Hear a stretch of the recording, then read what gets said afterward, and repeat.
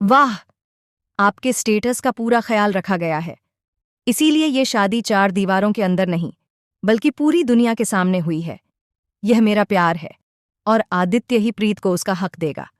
इसके बदले में वह उसका साथ निभाएगा और नीति को बर्बाद करेगा। जी हाँ दोस्तों, परिणीति का आने वाला ट्विस्ट होगा बेहद जबरदस्त।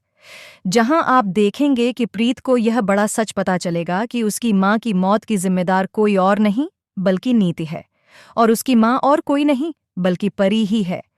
जल्द ही यह बड़ा खुलासा प्रीत के सामने आने वाला है।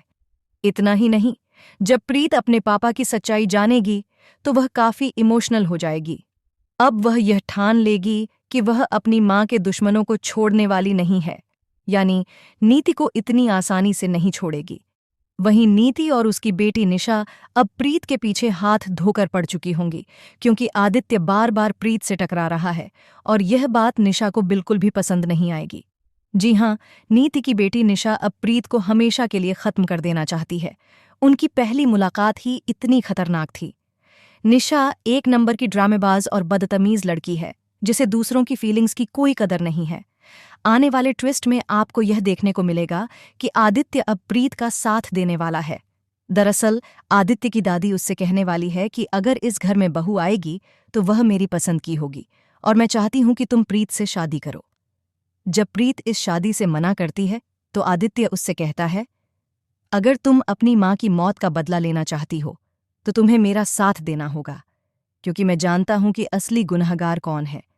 मैं सारा सच जानता हूं। प्रीत अब आदित्य की बात मानने वाली है और शादी के लिए तैयार होगी। इससे निशा के सारे सपने चकनाचूर हो जाएंगे, क्योंकि अब आदित्य प्रीत का हाथ थामेगा और उससे शादी करेगा। आप जानते ही हैं कि आदित्य बहुत बड़ा बिजनेसमैन है और बेहद अमीर है। वह नीति को टक्कर दे सकता है। नीति को अगर कोई बर्बाद कर सकता है तो वह सिर्फ और सिर्फ आदित्य है। ऐसे में आदित्य का साथ पाकर ही प्रीत नीति का सामना कर सकती है।